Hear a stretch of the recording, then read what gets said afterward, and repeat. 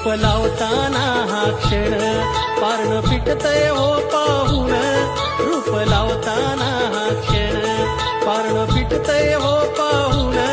देव निघाल देवळातून नि बसलं पालखीमध्ये जाऊन, देव निघाल देवळातून नि बसलं पालखीमध्ये जाऊन. देव निघाल देवळातून नि बसलं पालखीमध्ये जाऊन, देव निघाल देवळातून नि बसलं पालखीमध्ये जाऊन.